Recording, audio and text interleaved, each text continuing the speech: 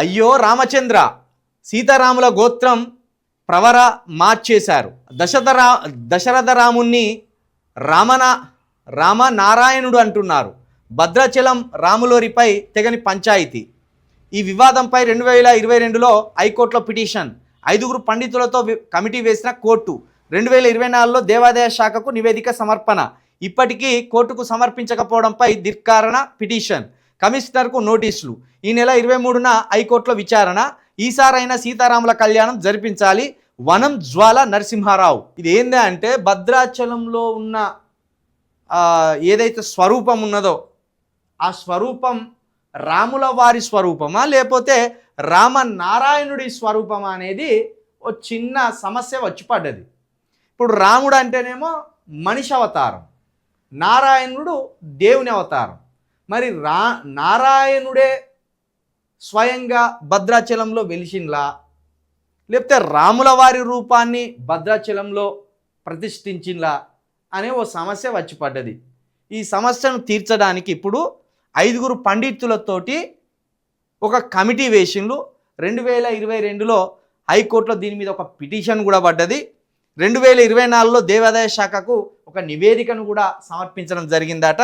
దీనికి సంబంధించి ఈ నెల 23న హైకోర్టులో విచారణ కూడా జరగబోతుందట. అక్కడ ఉన్న స్వరూపము రాముల వారిదా, మనిషవతారం ఎత్తిన రాముల వారిదా, లేకపోతే దేవుడైన నారాయణుడి రూపమా? ఆ 2 రూపాలలో ఏ రూపం అనేది ఇప్పుడు దీని మీద పంచాయతీ హైకోర్టుకు వచ్చింది. భద్రాచలంలో కొలువై ఉన్నది దశరథ తనయుడైన శ్రీరామచంద్రుడా. దశరథ తనయుడు అంటే దశరథ మహారాజు ఉన్నాడు కదా, దశరథ మహారాజుకు కుమారుడైన శ్రీరాముడి రూపం ఉన్నదా అక్కడ, లేకపోతే నారాయణుడు అంటే నారాయణుడు అవతారాలలో ఒక్కొక్క అవతారంలో ఒక్కొక్క రకంగా ఈ భూమి మీద జన్మనెత్తిండనేది మనకు తెలిసిందే కదా. అట్లా మరి కొన్నిసార్లు స్వయంభుగా వెలిసిండు అంటారు. అంటే దేవుడే స్వయంగా అక్కడ వచ్చి కూర్చున్నాడు కాబట్టి, అక్కడ ఉన్నాడు కాబట్టి స్వయంభు అంటారు అన్నారు దాన్ని. నారాయణుడు డైరెక్ట్గా భూమి మీదకి వచ్చి ఎక్కడైతే నడియాడుతాడో దాన్ని స్వయంభు అంటారు అన్నట్టు.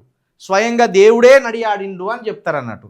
అట్లా కాకుండా శ్రీరాముల వారు జన్మనెత్తి దశరథ మహారాజుకు కొడుకుగా పుట్టిండు, అప్పుడు ఆయనకు ఓ రూపం ఉంటుంది. అట్లా దశరథ తనయుడైన శ్రీరామచంద్రుడా లేక వైకుంఠం నుంచి నేరుగా దిగి వచ్చిన వైకుంఠ రామనారాయణుడా అన్న వివాదం ఎప్పుడు తేలుతుందా అని భక్తులు నిరీక్షిస్తున్నారు. ఈ అంశంపై హైకోర్టు 5గురు పండితులతో వేసిన కమిటీ ప్రభుత్వానికి నివేదిక అందించింది. అది హైకోర్టుకు సమర్పించాల్సి ఉంది.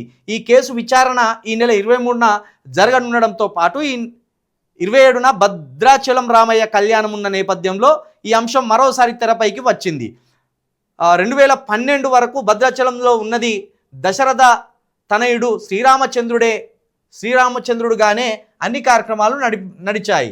శ్రీరాముని గోత్రం వశిష్ఠ, సీతాదేవి గౌత మాస గోత్రం. కానీ 2012 నుంచి అక్కడ ఉన్నది దశరథ పుత్రుడు కాదని, ఆయన రామనారాయణుడని అంటూ గోత్రం ప్రవరలను మార్చి చదువుతున్నారు.